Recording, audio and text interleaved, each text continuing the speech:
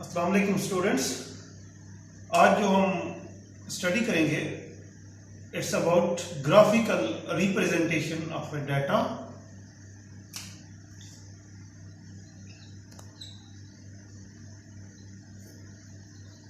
Graphical representation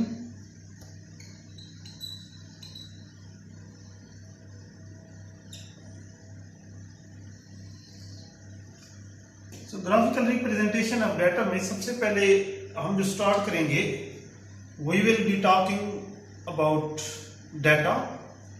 इससे पहले जो हमने चीज स्टडी किया स्टैट के अंदर we have observations, we record observation, we make them data and then once we have data now we are going to analyze that data.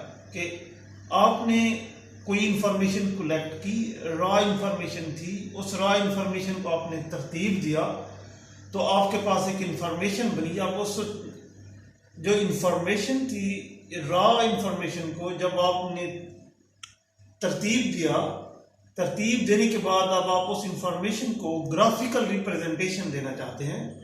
आप उसमें से कोई आप यूजफुल इंफॉर्मेशन जो है कलेक्ट करना चाहते हैं। तो उसके लिए ऑफ कोर्स अगर हमारे पास स्मॉल डाटा है, स्मॉल डाटा का ग्रुप मतलब स्मॉल डाटा है, स्मॉल डाटा में से आप by eye by looking at the page you can conclude कि what that data tells us. If we have a big data, अगर हमारे पास डाटा जो है बहुत बड़ा हो तो बहुत बड़े डाटा को जब तक आप अरेंज नहीं करेंगे उस अरेंजमेंट के बाद ही आप कुछ ना कुछ इंफॉर्मेशन उसमें से कलेक्ट कर सकेंगे। सो फॉर एग्जांपल अगर आप एक कैंपेन पे हैं, अगर आप एक एनजीओज के अंदर हैं, आप you are going to collect the information about some disease, let's suppose आप हेपेटाइटिस के बारे में एक इंफॉर्मेशन कलेक्ट करना चाहते हैं। तो फर्स्ट टाइम जो आपने किया just you gone to some place and you are asking, you have selected some random peoples, so you are just asking about कि उसकी कोई ट्रेवल, उसकी कोई हेपेटाइटिस हिस्ट्री है या नहीं है। तो जब आपने ये इस तरह का कोई डाटा कलेक्ट कर लिया तो उसके बाद आपने उस डाटा का अरेंज करना है। अगर आपके पास if you have that data very big, so first of all you have big data,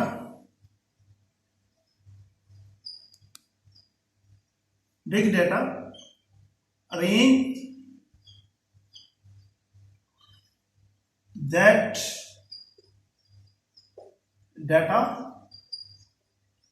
in the form of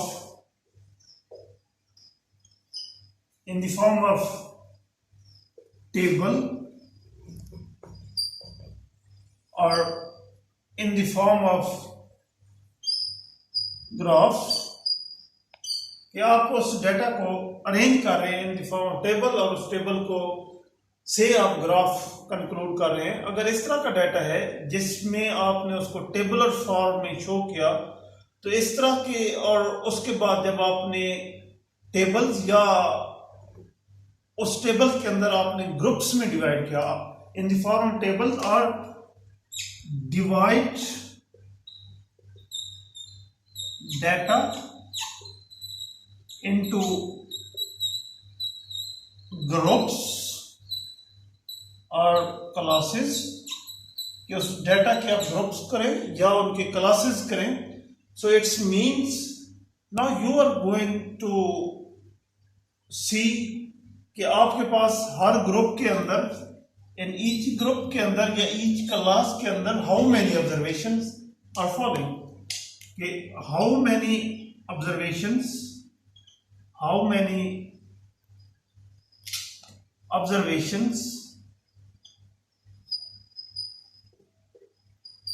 are falling in a group or class। कि उसके बाद आप ये चीज ऑब्जर्व करेंगे कि उस ग्रुप के अंदर, उस क्लास के अंदर जो आपने ग्रुप बनाया, जो क्लास बनाई, उसके अंदर कितनी ऑब्जर्वेशंस लाई करती हैं। अगर इस तरह की आपने ग्रुपिंग की डाटा की, बिग डाटा है, बिग डाटा की क्लासेस बनाई, ग्रुपिंग करवाई, एंड आफ्टर दैट आपने उस ग्रुपिंग के अंदर आपने ऑब्जर्वेशंस की frequency mean how many observation एक ग्रुप या एक क्लास के अंदर लाई करती हैं, इस तरह की जो हमारे पास जो डिस्ट्रीब्यूशन होती है डाटा की, हम उसको कहते हैं frequency distribution. Such type or such arrangement is called frequency distribution।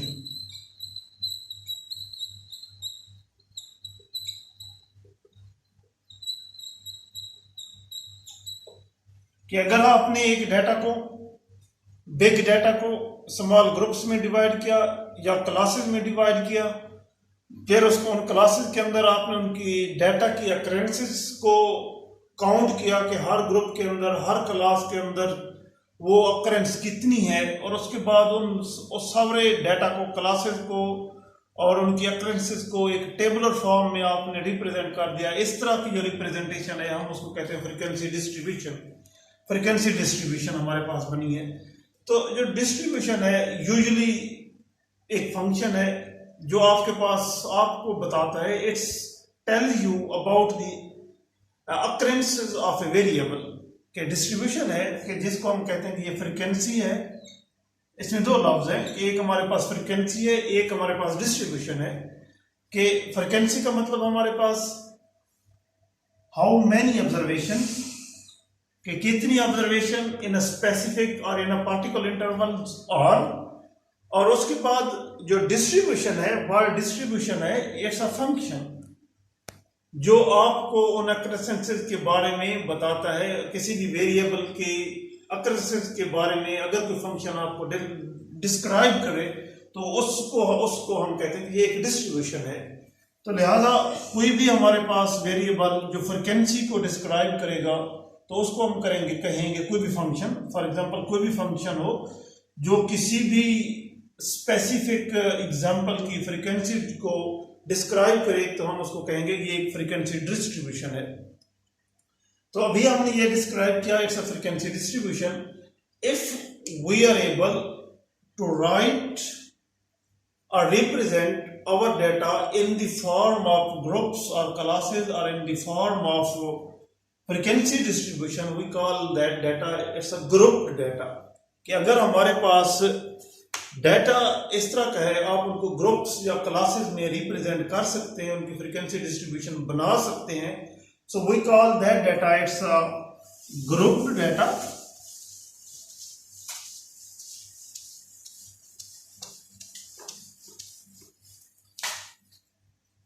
If we can represent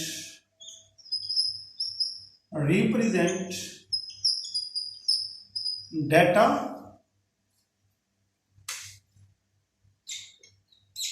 in classes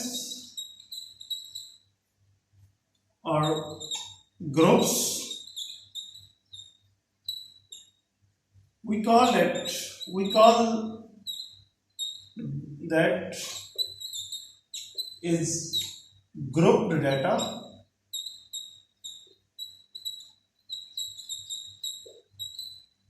Otherwise it will be called ungrouped data, otherwise it's ungrouped data। अब हमारे पास बिग डाटा था, big data को हमने arrange किया, we call that frequency distribution. अब अगर कोई डाटा इन द फॉर्म और टेबुलर फॉर्म में रिप्रेजेंट किया जा सकता है, फ्रीक्वेंसी फॉर्म में रिप्रेजेंट, फ्रीक्वेंसी डिस्ट्रीब्यूशन की फॉर्म में रिप्रेजेंट किया जा सकता है, तो we call that grouped data. अगर आप किसी डाटा को फ्रीक्वेंसी डिस्ट्रीब्यूशन के फॉर्म में, ग्रुप्ड की फॉर्म में या किसी टेबुलर फॉर्म में रिप्रेजेंट नहीं कर सकते, we call that data an ungrouped data, कि वो एक हमारे पास अनग्रुप्ड डाटा है। अभी हम एक एग्जांपल लेते हैं। फॉर एग्जांपल हमारे पास एग्जांपल हम लेते हैं कराची टू इस्लामाबाद फ्लाइट है, कराची से इस्लामाबाद ऑपरेट कर रही है। अब उस फ्लाइट के अंदर, लेट्स सपोज इस लोकल फ्लाइट के अंदर हमारे पास टोटल जो पैसेंजर्स हैं 50 पैसेंजर्स हैं, टोटल पैसेंजर्स और 50 एंड देयरफॉर 50 लगेज बैग्स हैं उनके पास। कि हमारे पास एक इस्लामाबाद से, कराची से इस्लामाबाद एक फ्लाइट है, लोकली फ्लाई किया, उसमें टोटल हमारे पास 50 पैसेंजर से, जाहिर बात है हर पैसेंजर के पास एक बैग है, लगेज बैग है, तो टोटली हमारे पास 50 लगेज बैग्स हैं। अब इन 50 लगेज बैग्स का हमारे पास डिफरेंट वेट होगा।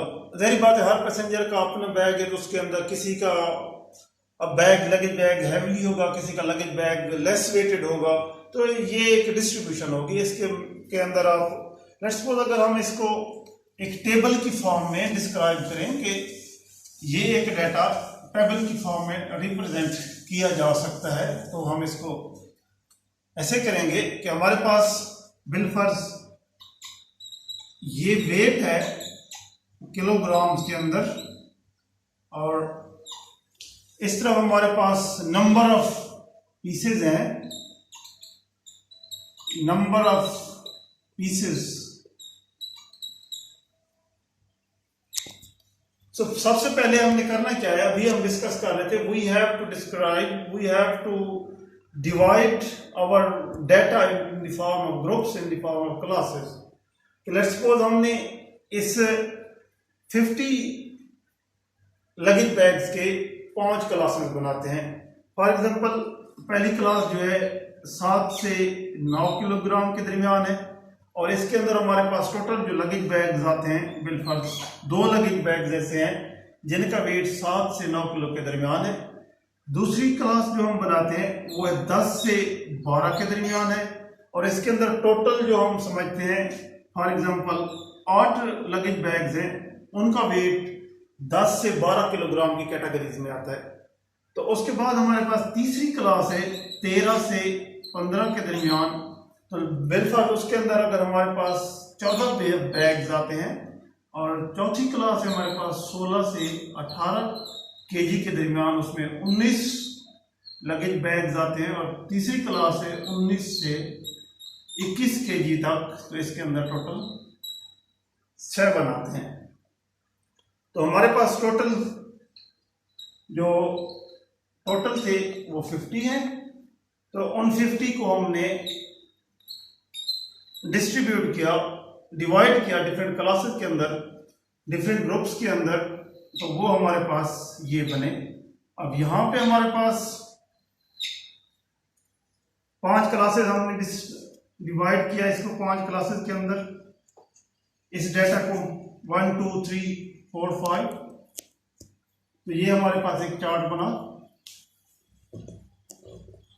अब अगर हम इसमें से क्या चीज देख सकते हैं, पहली चीज ये है कि ये हमारे पास 7 to 9 जो ग्रुप है इसको हम कहते हैं क्लास इंटरवल, कि ये एक क्लास है, इसको हम कहते हैं क्लास 1। सो इसको अगर क्लासेस के पॉइंट से देखें, क्लास 1, क्लास 2, ये हमारे पास है क्लास 3, क्लास 4 एंड क्लास 5। तो हमने इसको 5 क्लासेस में डिस्ट्रीब्यूट किया, और 7 से 9 जो है एक क्लास इंटरवल है, तो इसके हमारे पास 5 क्लास इंटरवल्स हैं। सो क्लास इंटरवल ये क्लास 1 है, इसका जो क्लास इंटरवल है, इंटरवल जिसको हम CI से शो करेंगे, वो 7 से 9 है, कि 7 किलो से लेकर 9 किलोग्राम तक जो हमारे पास इंटरवल क्लास है, तो उसका इंटरवल 7 से 9 किलोग्राम तक है, कि 7 से लेकर 9 किलोग्राम के लगेज बैग इस क्लास इंटरवल के दरमियान आएंगे। इसी तरह इसका जो क्लास इंटरवल है वो हमारे पास है 10 से 12 तक, इस क्लास का जो इंटरवल है, क्लास इंटरवल है, वो 13 से लेकर 15 तक है। ये क्लास इंटरवल है 16 से लेकर 18 तक। ये क्लास इंटरवल है 19 से लेकर 21 तक। तो जो पहली इंफॉर्मेशन हमने देखी कि डिफरेंट 5 क्लासेस आपने बनाई, उन क्लासेस को आपने क्लास इंटरवल के दरमियान क्लास इंटरवल्स में डिस्ट्रीब्यूट किया, और उसमें हमने जो चीज देखी, ये इक्वल विड्थ के हमने 5 क्लास इंटरवल बनाए। अगर एक चीज हम स्पेसिफिकली अगर हम नोट करें, इसके अंदर भी 7, 8, 9 3 एंट्रीज हैं, 3 एंट्रीज हैं, 3 एंट्रीज, 10, 11, 12 इसके अंदर भी 3 एंट्रीज हैं, इसके अंदर भी 3 एंट्रीज हैं, 3 एंट्रीज, इसके अंदर भी 3 एंट्रीज हैं। जो चीज हमने स्पेसिफिक की कि एक हमने क्लास डिस्ट्रीब्यूट 5 क्लासेस, एक डाटा को हमने क्लासेस में डिवाइड किया, उन क्लासेस की फिर हमने क्लास इंटरवल बनाए, उन क्लास इंटरवल्स के दरमियान हमने कोशिश की कि उसके अंदर कांस्टेंट एंट्रीज हैं। इसके अंदर भी 3 एंट्रीज हैं, इसके अंदर भी 3 एंट्रीज हैं, इसके अंदर भी 3 एंट्रीज हैं, इसके अंदर भी 3 एंट्रीज हैं, इसके अंदर भी 3 एंट्रीज हैं। अब नेक्स्ट जो स्टेप है, इस क्लास इंटरवल की बाउंड्रीज हैं या लिमिट्स हैं, अपर और लोअर लिमिट्स हैं इस क्लास की। सो जो अपर और लोअर वैल्यूज है वो क्लास लिमिट्स कहलाती हैं। सो नेक्स्ट जो स्टेप है वो है class limits, upper and lower values in a class interval, upper and lower values in a class interval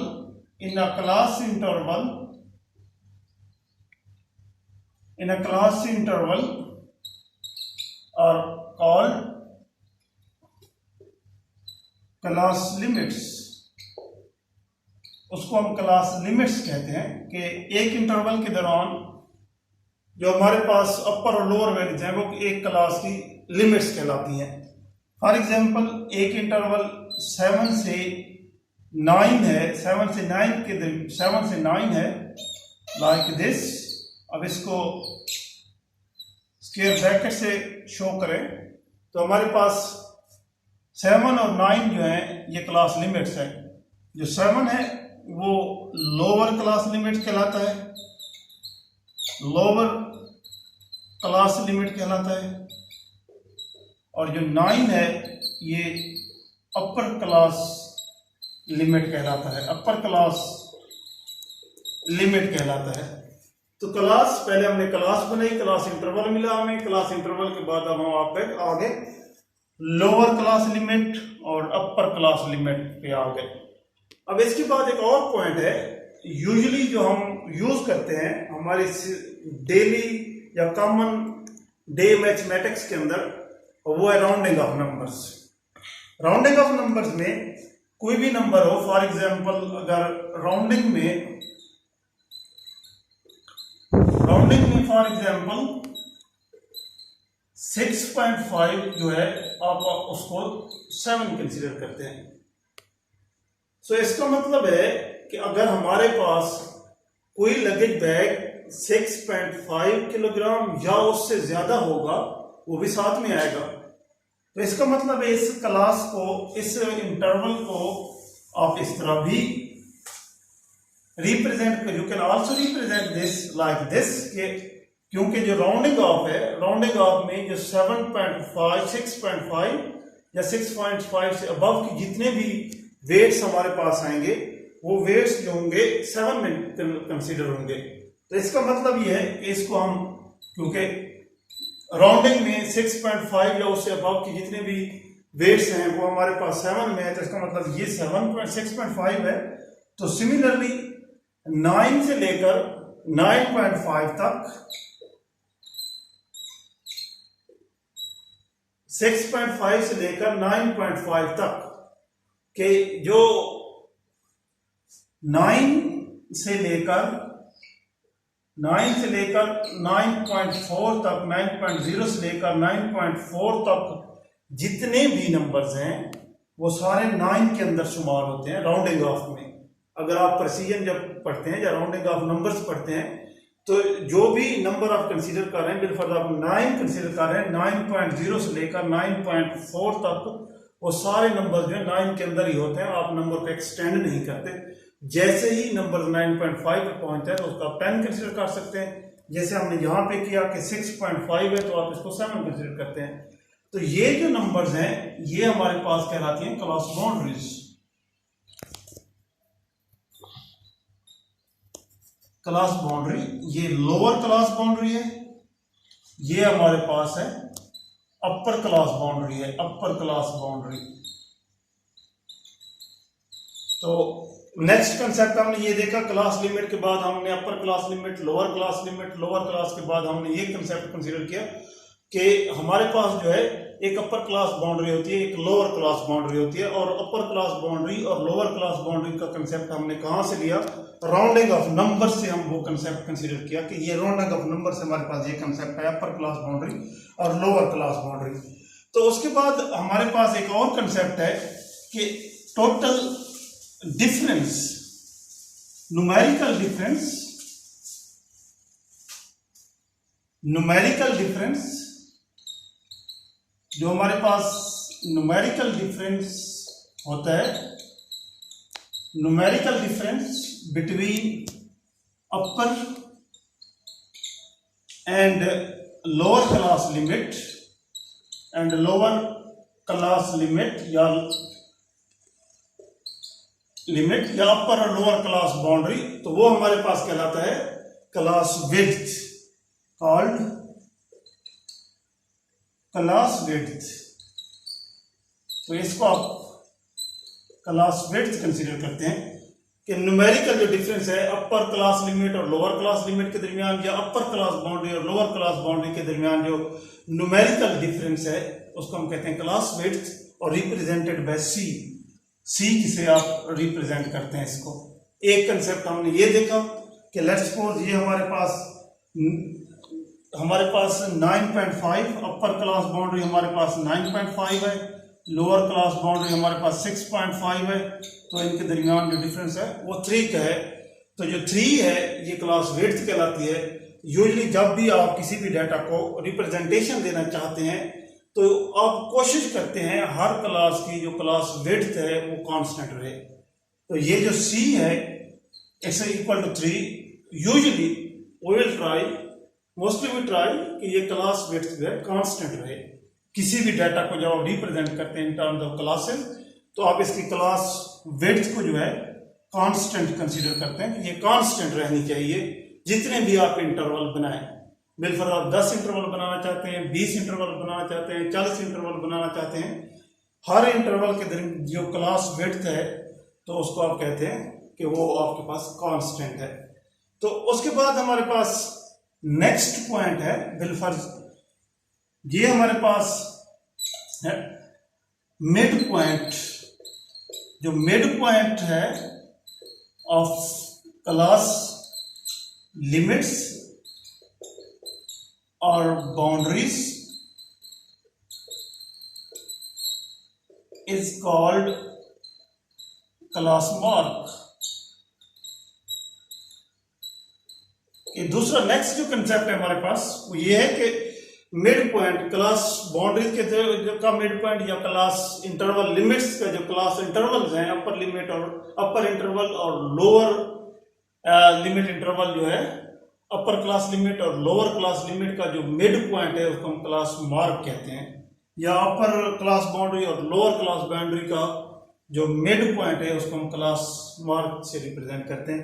तो यहाँ पे जो बिलफर्ज हम ये इंटरवल कंसीडर करें, हमारे पास 7 से लेकर 9 तक है, तो इसका जो मिड पॉइंट है वो 8 है। सो 8 इज कॉल्ड क्लास मार्क या क्लास मिड पॉइंट। 8 जो हमारे पास है क्लास मार्क है या क्लास मिड पॉइंट है। अब जो नेक्स्ट पॉइंट है, अब हमने क्लास बनाई, क्लास इंटरवल में डिस्ट्रीब्यूट किया।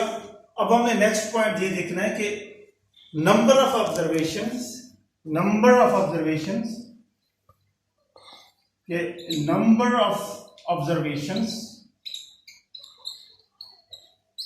in a particular class in a particular class is called frequency.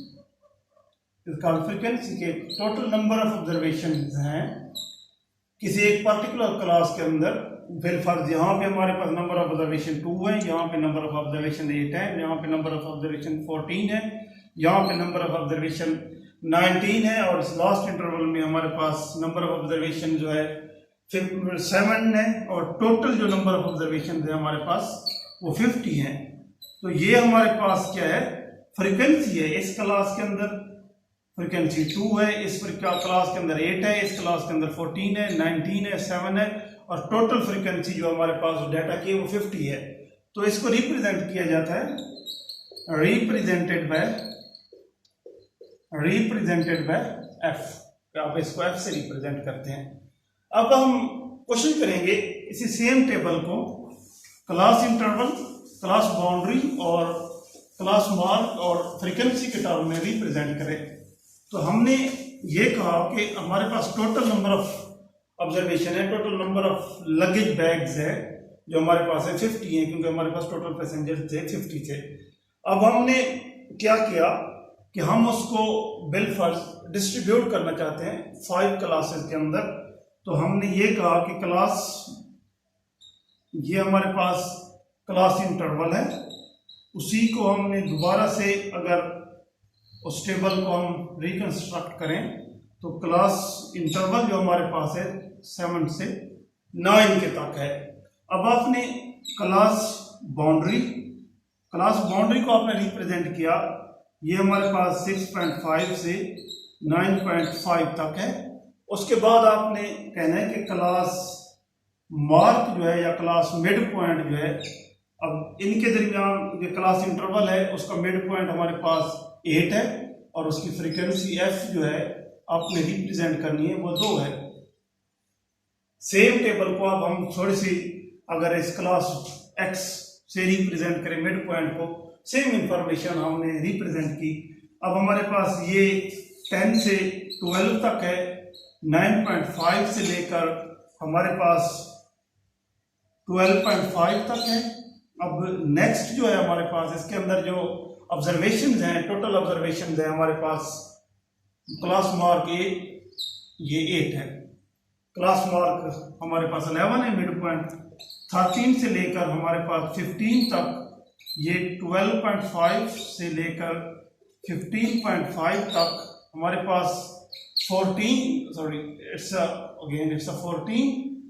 Class mark हमारे पास 14 है, और फ्रीक्वेंसी भी इस क्लास की 14 है।